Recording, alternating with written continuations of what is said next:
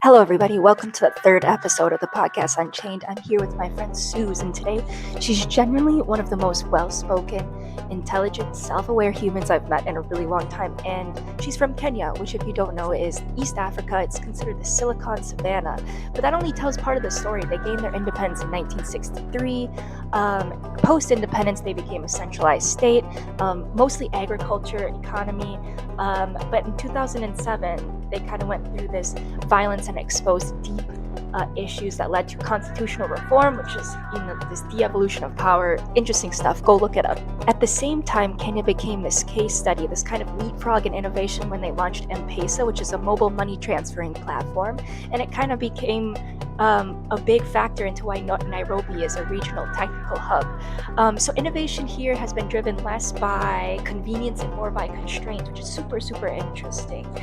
More recently, in 2024, there's this Gen Z-led protest, which is interesting because Kenya has freedom of press, not like all countries in Africa or around the world. But yeah, they really led this tax reform protest with social media. So very interesting stuff. Go look it up. Very big stuff. It should be in the news. Everyone should go educate themselves. But yeah, this is where Susan is from. In this episode, we really unpacked what it means to be innovative with empathy, and not just as like this nice little slogan, but like actually in practice pragmatically. And it's a very disciplined practice of understanding the problem before bringing the solution. We talk about value creation under constraint, how to design with limited resources and infrastructure, even when the stakes are really high. So it's about clarity. It's about slowing down long enough to define what the problem is and what actually matters. So enjoy Susan on Kenya. And just remember, this is an informational podcast only, and Susan and I are friends, so we laugh a lot, and I can't speak more highly of her. So yeah, also, I'll drop links to her paper and her LinkedIn and that kind of stuff if you want to get in contact with her. And yes, enjoy.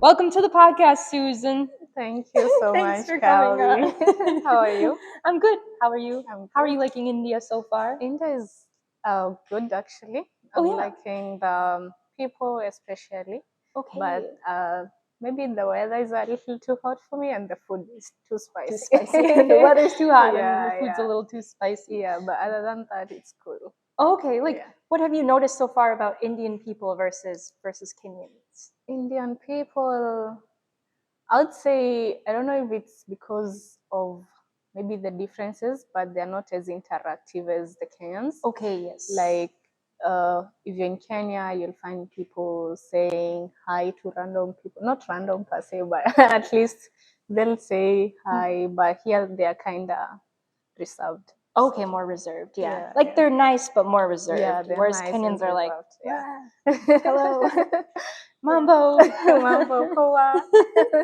sasa. poa, yeah. Good shit. Yeah. So you grew up in Kenya. Where exactly are you from in Kenya? So I'm from Gatundu, Kiambu County, Gatundu North. Is that north of Nairobi? Northwest? I actually don't know which side of Nairobi it is, but it's an outskirt of Nairobi, An sort outskirt of of like 2 Nairobi. hours from Okay. Nairobi, yeah. And what was it like growing up there? Did you was it more city or more rural kind of? So back home is rural area. Okay. You get to go to the farm for tea plantation picking. Oh, tea during plantation. holidays. Okay. Yeah, we also farm like coffee, and also there is like small scale for like maize and beans and like kitchen garden kind of thing. Okay. But Yeah. then did you go to the city for school, or did you also go primary school? Okay, yeah. So for primary school, it was actually like 5 minutes away from home. Oh, okay. And the best part of it, we used to like rush back for lunch hour and eat from home. And then our home is like somewhere at a depression, and the school is above, like a hill. Okay. So when I'm school, I can see home. When I'm home, I can see school. Oh, wow. Yeah, You have it to was. I sprint up a think my hill when childhood was like really interesting. I'd say I'd go back because it was more about playing, schooling and sleeping.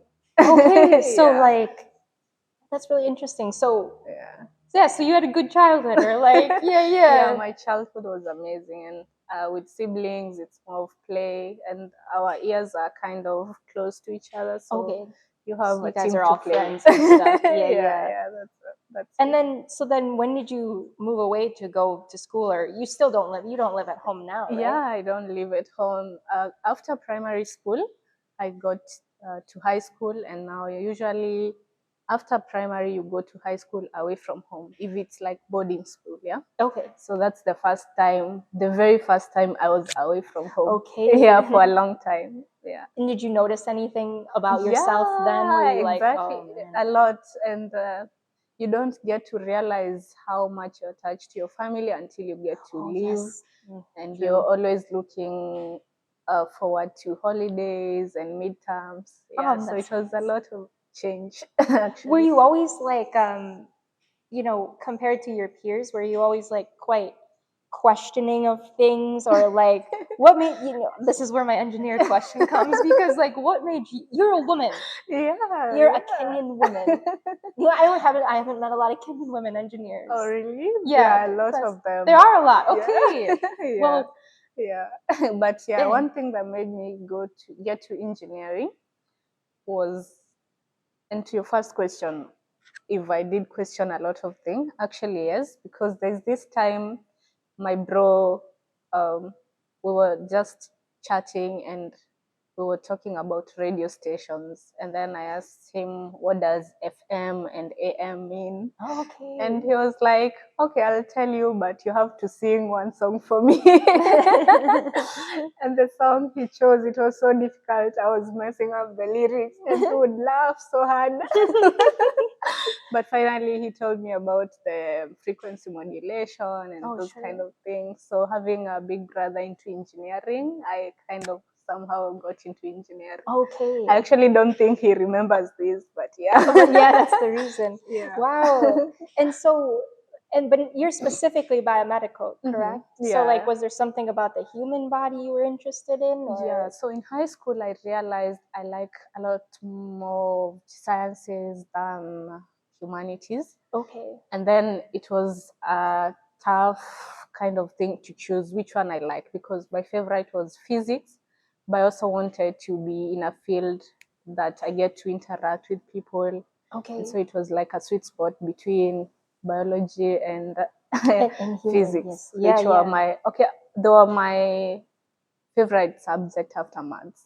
After all, gotcha. Okay. Yeah. And so, like, did you want to do anything humanitarian with your degree, or were you always like, did you not care too much, and then you just found yourself? Because would you say what you do now, like in your the East African biodesign, Yeah. it's humanitarian focused, right? Yeah, like it's not just about being an engineer and making money. Yeah. So like, when did the switch happen, or was there ever a switch, or did you always want to be humanitarian focused? Initially, I just knew I want to do something technical, but also business oriented. But the more books I learned that there's more to it than just focusing on yourself. So I came to think of what are the ways in which I can impact other people, and that was through innovation. So that's why in campus I did a lot of innovation project competitions, and that's how I ended up in. That's so cool. Not just being an engineer, but an engineer with impact. With impact. Wow, that's so cool. And would you say that's kind of unique, or would you say a lot of people in Kenya have that mindset? I wouldn't really talk of a lot of people, but I think sometimes also in terms of situations, most people find it difficult to balance work and other things. And so sometimes you just want to focus on your work, have your meals, and like your something to sustain you. Sure. But those who get opportunities will always go for them if they really want to work something more than just a job or something like Gotcha. that. Okay. So it's more of like there's diversity. Some people would want to do more of humanitarian, others would just be like comfortable. I want to do my job, and Sure. yeah. Which I guess is like any place, I guess, probably. I think both are okay. Okay. Yeah, I wouldn't say there is anyone that is wrong. So long as you find a balance, you can also like do whatever you do, but also think of other people. Sure. Yeah. It's Just a like balance. live your life balanced. When I was in Kenya, a lot of these questions are going to be like when I was in Kenya, because I'm happy that you've been in Kenya, Okay, so cool, you can cool. relate to a lot of Yeah, and like I really like you meet the people, and then it's like really like an actual. I could read textbooks about places, Yeah. and like like biodesign, or like I minored in global health, so like I'm reading textbooks about sustainable development goals and Yeah. what we need to do to get the world, and what it means to be developed, and development as freedom by Amartya Sen. I don't know if you read any of these books. You don't have to.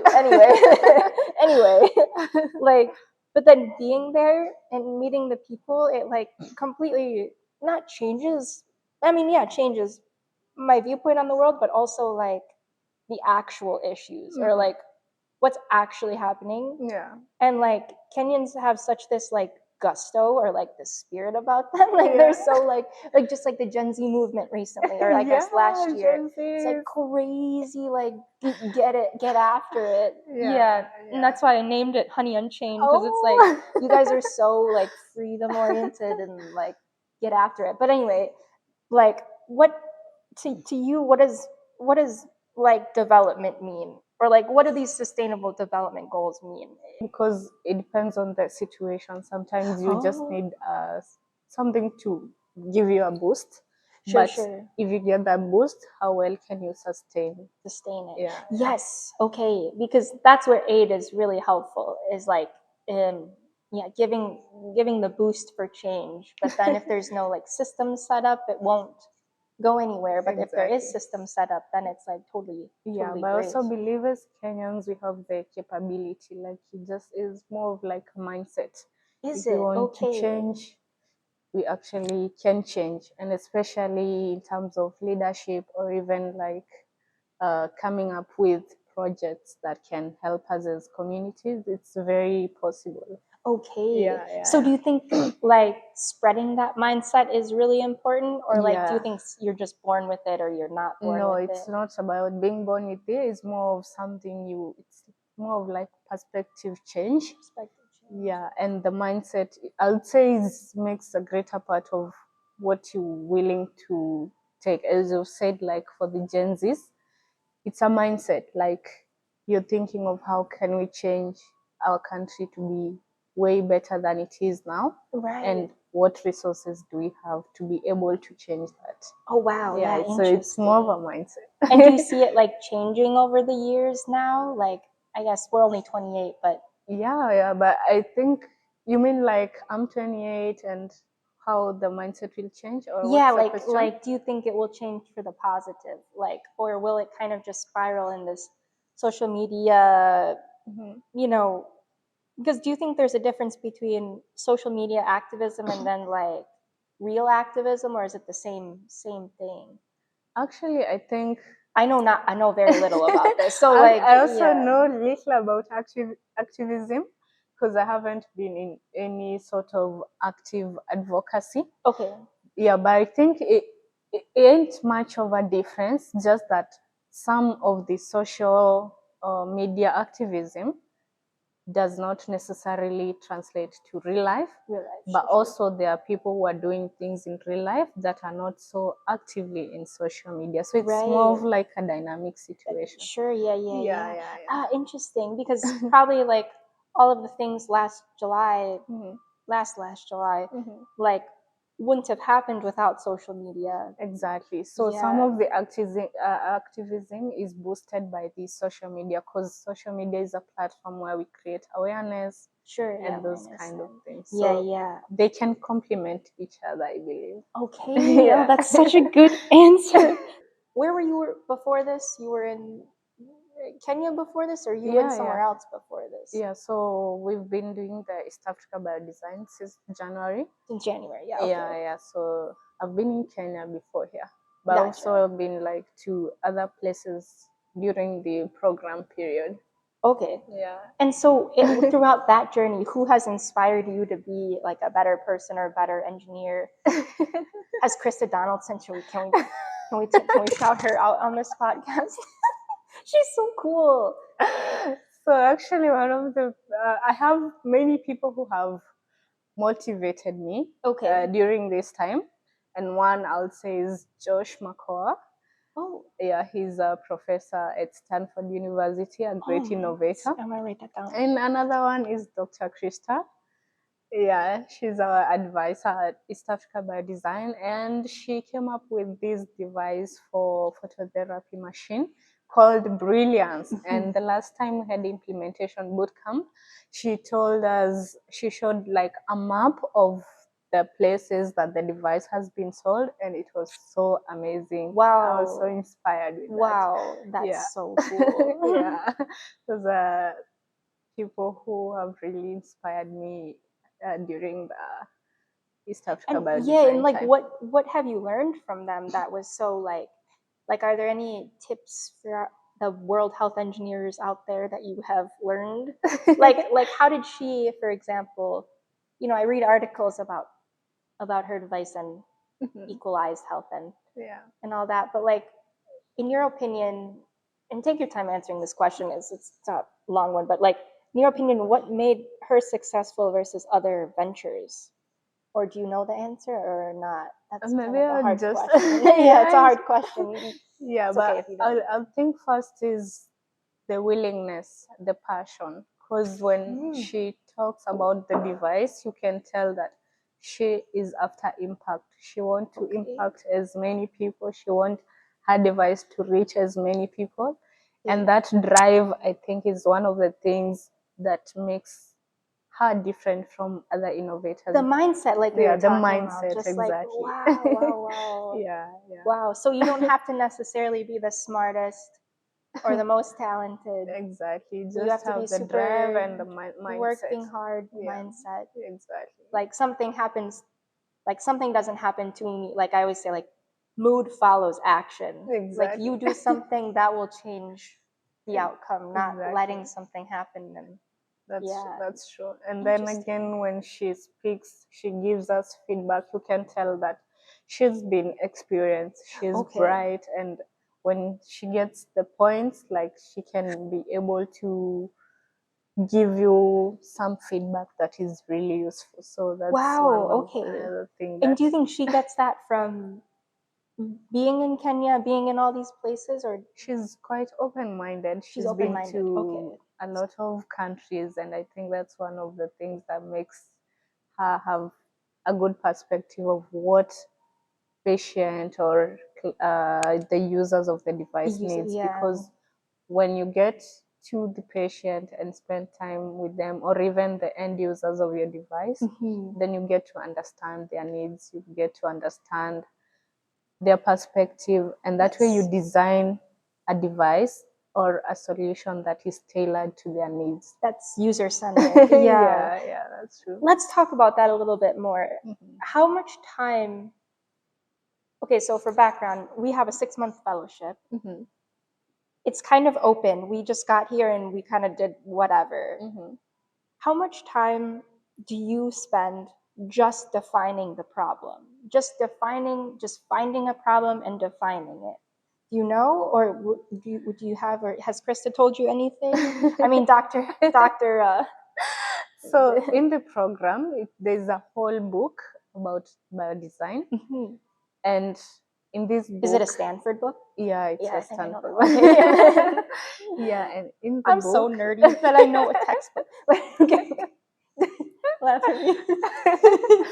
So in the book, it's not like a definitive time, like this amount of time, but you should take at least enough time to get to understand your users. For instance, for our case, we did like a whole month immersion in different hospitals in Kenya. And this gave us a perspective of what the patient or the doctors might need. So I would say take as much time to get the need right, because it doesn't have to have like a specific timeline, but good enough time to pick the problems or the needs. Yeah, for like the really patient. define the user-centered Yeah, problem that you are facing before even starting to think about exactly. other Because things. even the 1 month, you just observing. You shadow the doctors with the nurses, like you just observing. And then after that, we did research for several other months Right.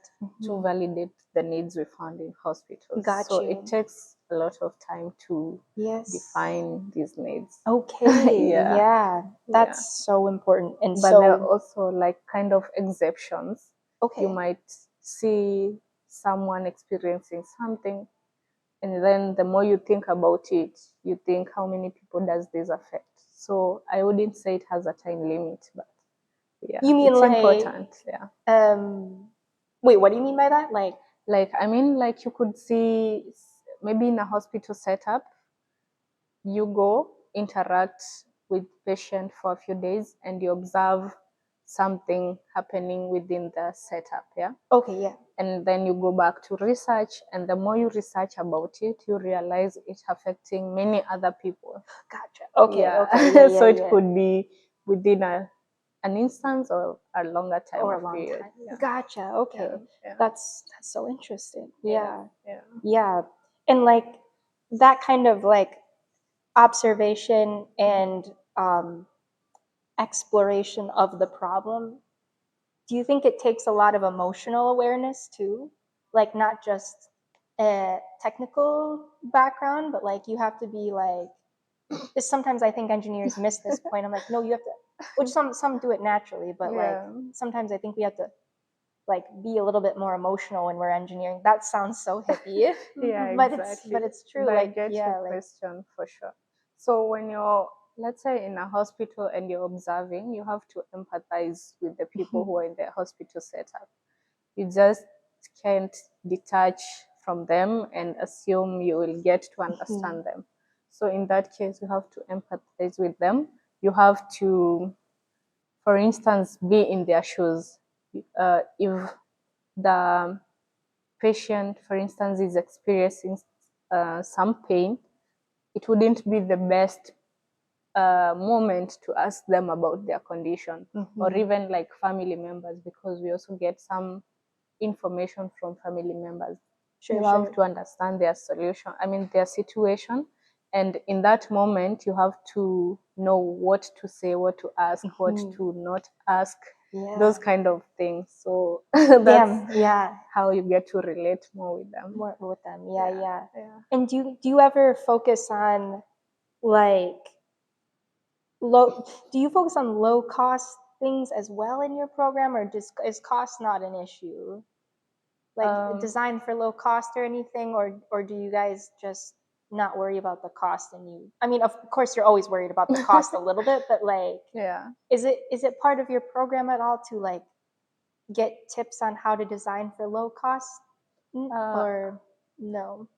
There's I wouldn't say we are limited to design for low cost. I think it's more of feasibility, because in this case sustainability is more of a concern than low cost. Gotcha. It could be low cost, but it's not like even sustainable, because you can't be let's say giving people a device or an innovation. Low cost is relative. It's relative. Yeah, Right. exactly. Yeah. So for this program, we focus more on sustainability, in terms of, even if you would make an affordable cost, will you as an innovator be able to sustain it? And also you have to put in mind the feasibility aspect, how feasible it is to the users. If the value proposition for users is higher than the money, then it's a go-to product. And then I don't think it's more of geographical, because when you have an innovation that have value proposition, for instance, even like big machines, they still get to buy them because the value it gets to the patient is more than what they pay. Gotcha. Yeah. So we focus more on the value proposition. On the value proposition. Yeah. That makes so much sense. I think that's something that like, since I've been in this program, is I'm noticing, like, I feel like in school we were taught like low cost is the best. You know, how can you make things? I get obsessed with like simplicity. Like, I'm a bike mechanic. I don't know if I told you that, but I'm a bike mechanic. A bicycle, like pedal bicycle, not motorbike. Although I can fix those too, probably. Yeah, watch me. Jesus. Anyway, and so like the simplicity of the bikes are like engineering masterpieces. They've been re-engineered over years and years and years and years. It's like a simple levers and pulleys and that kind of thing. So I love simplicity, but I'm also noticing that this value proposition that you're saying is like more important. Like, people will pay for a good, like you said, sustainable working thing, like more than they would other things. So yeah, this is such a prominent thing recently that I have learned, maybe a little too late, but maybe not. It's not late, but I do believe like universally health is crucial. Anyone would pay more just to have their health in place. That's so right. If you give them a device that offers what they want, they'll probably find ways to pay for it. So it's never always about low cost. It could be a reasonable cost that gives good value proposition. Can you think of anything that would be like, in your mind, like a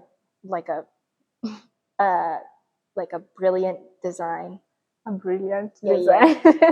Besides brilliance, like you're like, wow, that just they're genius. Must it be a medical device? No, it can be anything.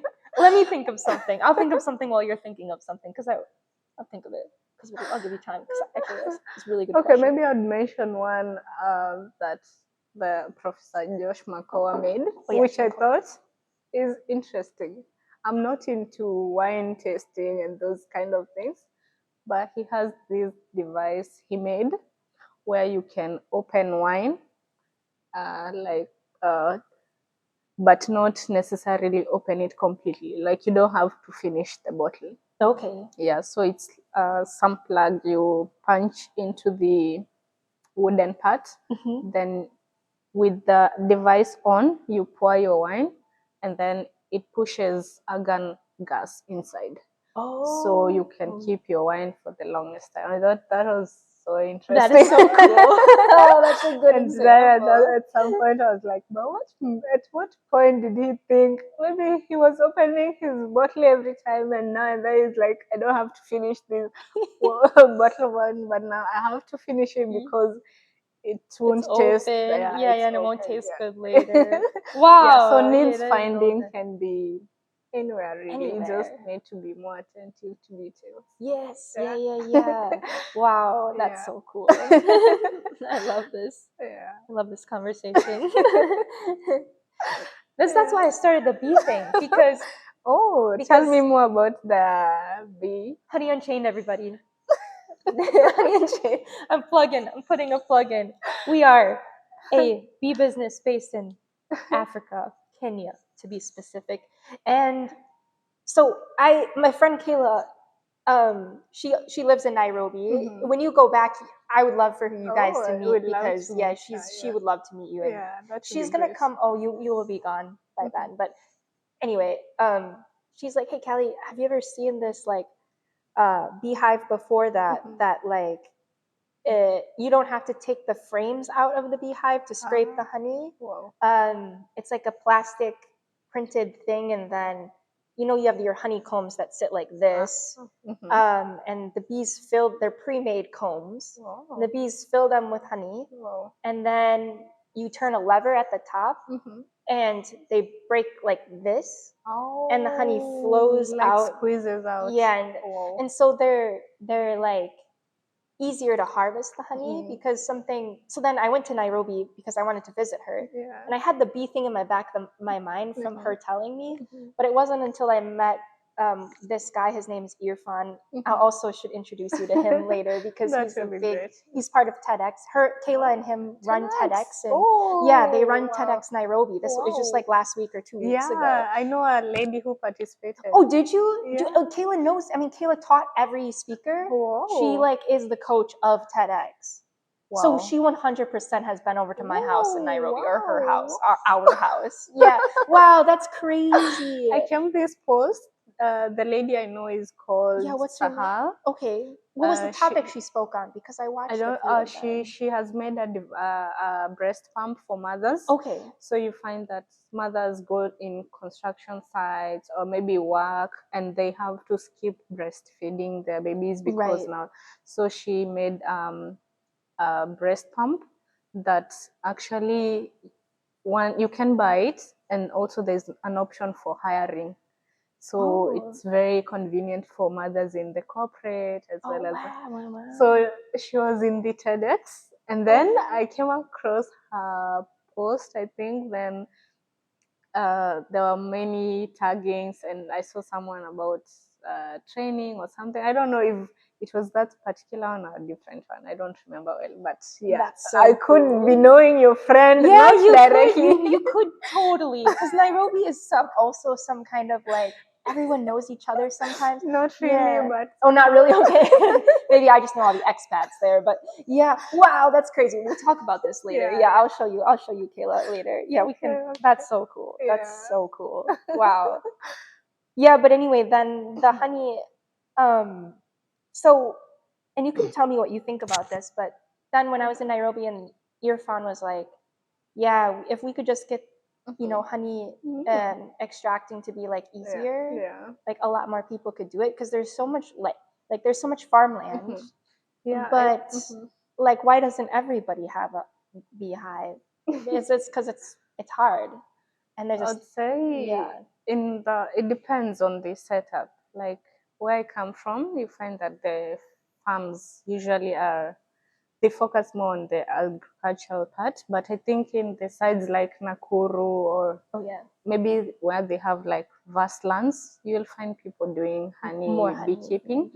But I don't know how much they have embraced the technology of automatic honey harvesting. But I think it's a cool idea and a good business because most homesteads use honey for bread spread and those kind of things. So you might have a good market in Kenya and outside. So you guys are actually a net importer of honey. Did you know that? I didn't know. You actually import honey, which is strange, right? Like you think you could produce enough honey to sustain yourselves, but you actually import honey from Tanzania. Mostly Tanzania. So your potential for honey is 100,000 tons more than what you're doing right now, which could be like $38 billion US. Oh, really? Yeah, but that's like top notch. That's like So I did all the market research. I can show you more later. But I'm like, so what's stopping them from just creating all this honey? They have so much land, but it's the same with Tanzania, Ethiopia, Uganda. They could also produce all this honey, but it's hard. I mean, like you gotta get a bee suit, gotta get the beehives. Exactly. You gotta scrape the honey off of the frames. Then you have to boil the honey. Then you have to extract. Like packaging. Packaging. Exactly. And so this is literally like you turn a lever and honey comes out into your jar, you sell the jar. Is the goal. But even then, having people adopt this idea is the hard part because. Like I have 8 bee farmers that I have. So I'm doing my little study right now. So I have 12 beehives and 8 farmers. And like, I think 5 out of the 8 are like super motivated, on top of things. When I was there, I did this all in the span of 2 months. So when I was there and like talking with all these people, I tried to pick people that I could tell that were super into it or motivated, or you can just tell like it's a vibe. It's a vibe for sure. But I think after I left, because I got this fellowship, and then I had structures in place that I can run it from abroad, which is what I'm doing now. But they still have to take accountability to clean the hive if it's not colonized yet, and like update me or ask for help if something is going wrong. And so I have 2 employees who I like use because they're not gonna listen to a white girl sometimes, or like sometimes they will, but sometimes like I think like I'm not sure I'm getting my point across always. So anyway, the point is like I the adoption of the technology has to come from within, but it also has to be presented in a way. Yeah. So I'm really, really noticing like information presenting is like so important. Exactly. And then like getting people excited. It's like like all these people were so intelligent, so smart, so into it. Yeah. But then like needed just someone to be like, you rah rah, like let's make some honey. And others needed a little bit more, what do you mean? This is like, what do you mean I don't touch it? Like I'm not used to this. I'm not, this isn't, like so adoption of new technologies. Exactly. Yeah. So like, do you have any advice for me on this front? Or like I would say actually most of these gaps are, as you asked why most people are not doing like bee farming, it could be limitation of technology or the space. But I think also most of especially the young people are shifting to the city. And also adoption for technology in farming, it's actually peaking. But I don't know if it's fast enough. Sure. And so I'd say you're doing great in terms of like managing, but I don't know the difficulties of managing when you're far, and what you think how different it would be if like you had I don't know how you can make it easy for you, but so long as you have a good team, a motivated team, you'll get it right. Okay, sweet. Yeah, and they're super like so then the 5 that I do have that are super motivated, and the other 3, well actually it's really only 2 that kind of have lost the like spirit. But also it could be for different reasons. Like yeah, like I don't want to get into it, but like I guess if I were to set up this thing, and if I were one of the beekeepers, and then the person that set up this beekeeping thing like left, like that's like what, why, like why did they just get me so excited and then leave? And then but then that's why I have my employees and stuff to like keep going. Okay. But anyway, do you do any value addition, or just packing the natural one and selling, or how do you do it? Yeah, just that's what I was going to tell you. It's just a study right now. Okay. So they only have like 1 or 2 hives per person. Okay. And so we'll see how good the hives are doing. That's like, I'm not gonna launch this business if I make merch and stuff because it's fun, but but I'm really honestly I'm just seeing if it works, because I don't know if it will work or not. Like these technology of the hive is the bees have to take to it. The bees have to like it. Maybe the bees don't like it. Maybe it's not, because they're expensive hives, so they have to pay off in the end. But in like like the end goal would be to have a distribution chain and everything, because that's another problem of like how do you sell your honey? So you're making all this honey, and right now each bee farmer has, like I checked with them, they're like, yeah, we have enough people to sell to right now. But if they have 10 hives, they're going to run out of people to sell to.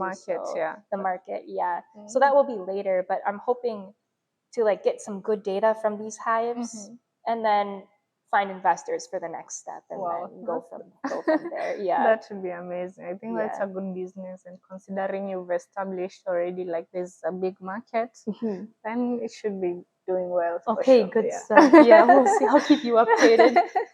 I'd be glad to hear more about it. So do you have anything more to say about engineering or technology or the biodesign program, or anything you want to share with the world? Maybe the highlight of what actually by design. Oh yes, let's do that. Yeah. What makes it different from other programs? Not different per se, but their approach. So I would say for biodesign, it's need driven, in that you have to find a problem first, like where is the gap, and then after identifying the gap, then you can think of the solution, because most of the time we tend to go for this solution first, like this fancy technology I found, this kind of idea you are This is music to my ears. Yeah, okay, sorry. Keep going. Yeah. Yeah, like I found this amazing technology that I want to implement. So you make something and then you're like, who do I sell to? Who needs this? No, it should be the other way. You go to the people, get to find their problems, and then from there you develop a solution with a good value proposition. Then you take it and you'll get. You also have to assess like the market. How big is your market?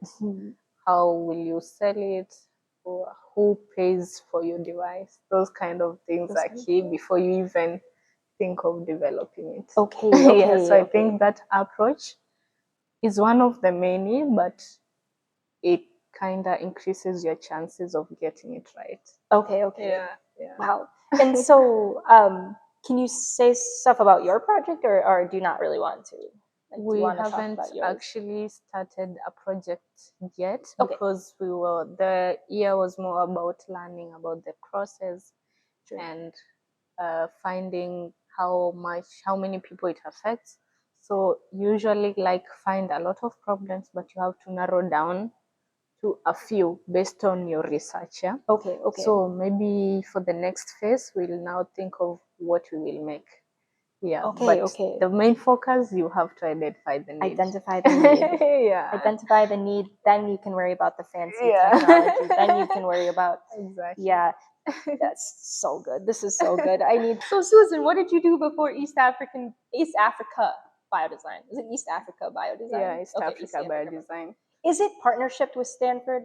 Yeah, but it's not Stanford. Or how does that work? Anyway, we can answer that later. What did you do before East Africa Biodesign? Okay, so East Africa Biodesign is a collaboration. Let me highlight just to clarify. It's a collaboration between Kenyatta University of Global Health Equity in Rwanda, and Stanford University. So it's more of a collaboration. So before East Africa Biodesign, I was doing my master's. I just completed it in January.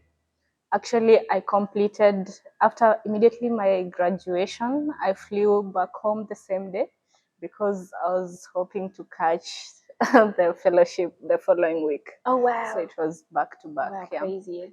Yeah, so I did my master's in electronics and communications engineering at Egypt Japan University of Science in Technology.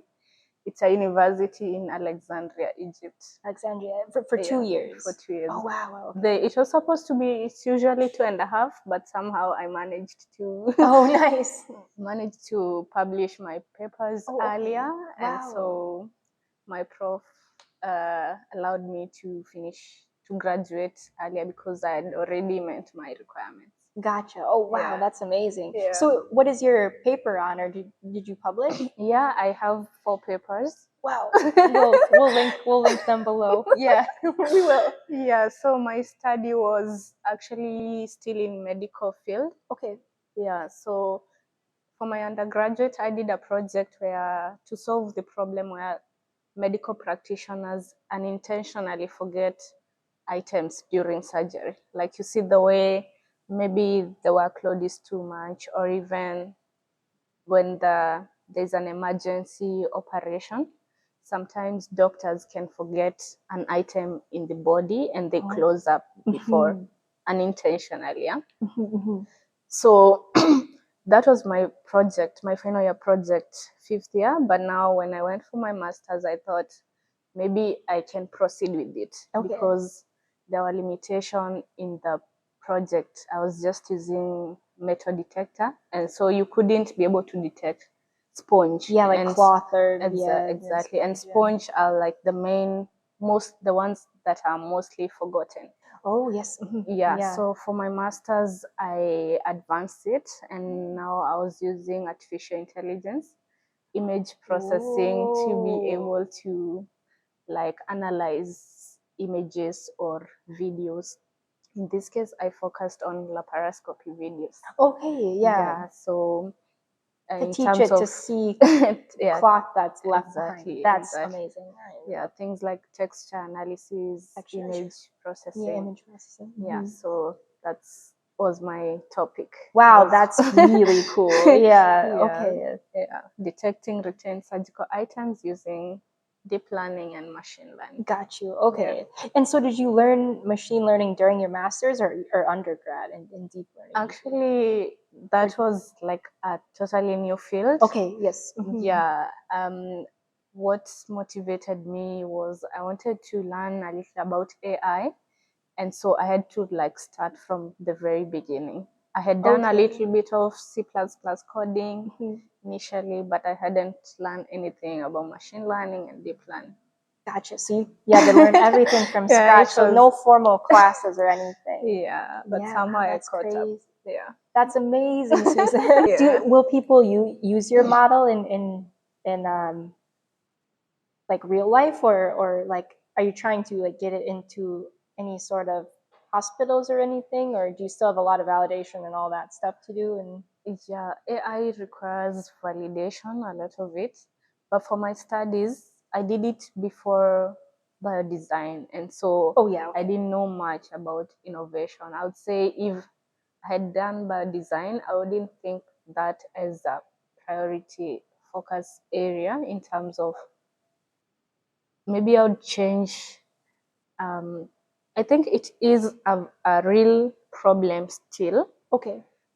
But I think there are other more pressing issues in our society. Gotcha. Yeah, but I think for the model, it will still need validation, because even if you're using AI for innovation, it will still need like a human interaction.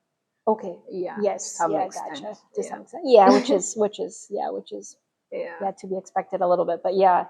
Okay, good stuff. Yeah. Wow, Susan, you're really, really amazing. I'm so happy. Thank you for coming on. Thank you for having me. Can I ask one last question? Yeah. Just one more, and then we'll be done. We're still rolling, right? Okay. When has failure changed your life for the better or the worse? A failure. Yeah. I think I've failed so many times, but I don't know. I like that answer. Failure, I think, is relative. Like failure to go to the gym is still failure, but also failure of big things is still failure. But what I've come to learn is that this life is more about balance. Like it's not like a straight line, it's not linear, and you won't also have all best days or all bad days. But I think having mastered a way of not being thrown off balance is kind of one of the things I've learned over time. But I don't know of, let me think of failures. That was a great answer, by the way. I'm thinking of what failures. I know I have had a lot, but I keep forgetting failures very fast because I don't attach to them. That's good. Yeah. It's like otherwise it will stop you. It might stop you. Yeah. This balance, you said balance a few times in this podcast. You're a wise woman. Yeah. I think we all need that. Yeah. Well, anything else you want to say? Otherwise, this has been really, really fun. Thank you so much. Yeah. I had fun doing this as well. I'm starting my podcast. This is an inspiration, guys. And check out Honey Unchained. Susan, thanks, Susan. More honey coming to Kenya. Yeah. Courtesy of Kali. Yeah, man. Ciao, ciao. Ciao. I forgot how to say bye in Swahili. Oh, kwaheri. Oh, yeah, kwaheri. Yeah.